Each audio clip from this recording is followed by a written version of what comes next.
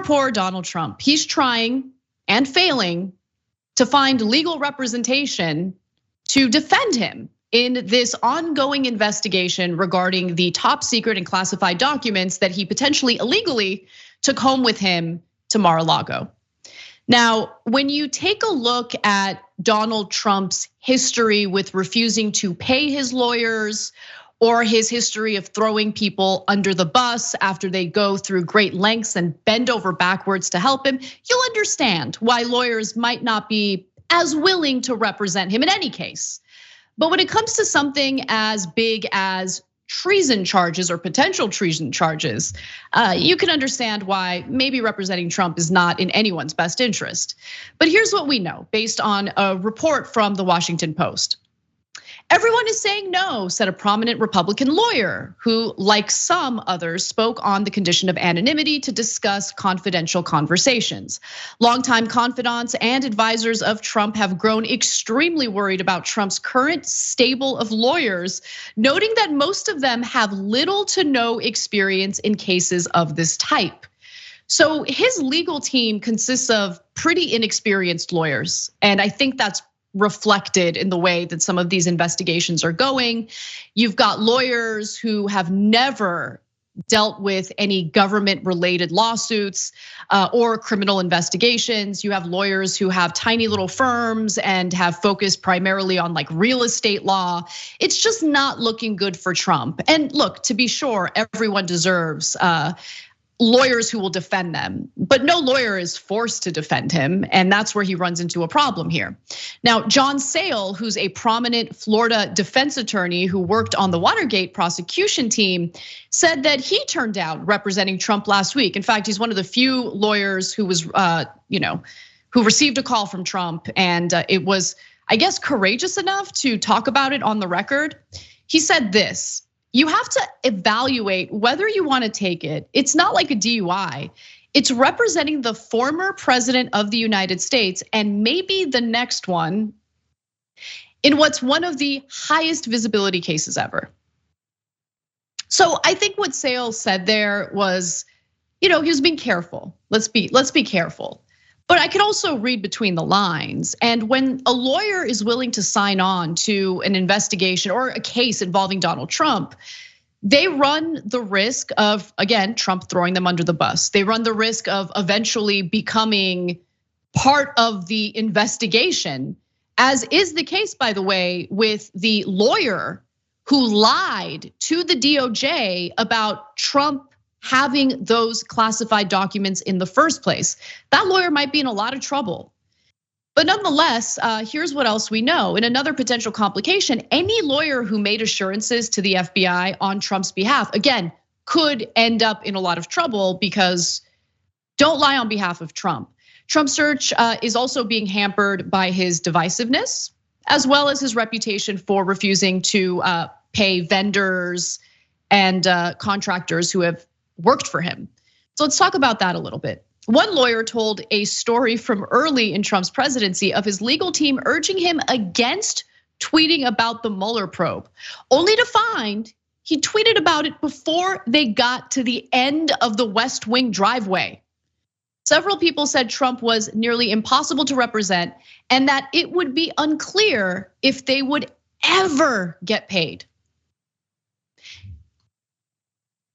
I've been in situations where family members ask me to take care of their kid for a day, right? And I don't have kids of my own, don't want kids of my own, but I've got that, that itch sometimes. I like kids, I like to be around them, I like to take care of them and help my family members out when I can. Children, literal 3-year-olds and 4-year-olds, are better at following instructions than the former president of the United States.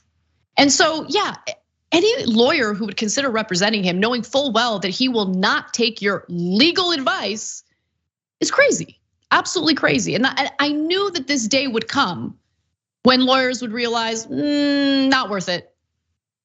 It almost never works out for Trump's lawyers. His former personal attorney, Michael Cohen, also weighed in on this, saying, in the olden days, he would tell firms representing him, was a benefit because they could advertise off of it. Okay, let's just stop for 1 second. This statement from Michael Cohen triggered me a little bit, not because I'm mad at Michael Cohen, but because it reminds me of all the times people request free work from you because you don't need the money, you need the exposure. Now, it really depends on where you work. If you work in media, it happens all the time. No, do it. Please spend your entire day working for free because you get exposure. It's just theft, really. It's stealing people's time and energy. Michael Cohen continues to say, today is not the same. He's also a very difficult client in that he's always pushing the envelope. He rarely listens to sound legal advice, and he wants you to do things that are not appropriate, ethically or legally. And Michael Cohen should know he served time in prison because he was Trump's former personal attorney who did unethical and illegal things on Trump's behalf. Not smart, very dumb. So I love this story because far too often we come across people in positions of power who are treated as if they are above the law, or they just never suffer the same consequences that ordinary people would suffer. Normal people don't get a 2-month warning to hand over the documents or else you'll get raided. Please turn over the document. We know you have the documents, turn them over, Mr. Trump, or else we're gonna have to do a raid. And Trump's like, tells his lawyer to tell the DOJ, we ain't got no documents. They gave Trump 2 months to comply. A subpoena to turn over the classified documents. He wouldn't do it. And the day the raid happened, it wasn't a no-knock raid. It wasn't a surprise. His lawyers were fully aware that the raid was gonna happen.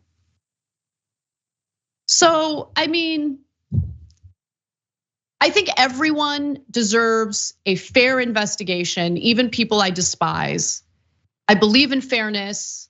I believe that everyone should have the ability to defend themselves. So on one hand, it's kind of scary to not find a single lawyer, a decent lawyer who's willing to represent you. At the same time, I believe this is called when the chickens come home to roost. If you don't pay people, they're not gonna wanna work for you. If you continuously throw people under the bus, they're not gonna wanna be allies to you. And that's where Trump is today. And sorry if I find a little bit of enjoyment reading about that. Thanks for watching The Young Turks, really appreciate it. Another way to show support is through YouTube memberships. You'll get to interact with us more. There's live chat emojis, badges. You've got emojis of me, Anna, John, JR. So those are super fun. But you also get playback of our exclusive member-only shows and specials right after they air. So all of that, all you gotta do is click that join button right underneath the video. Thank you.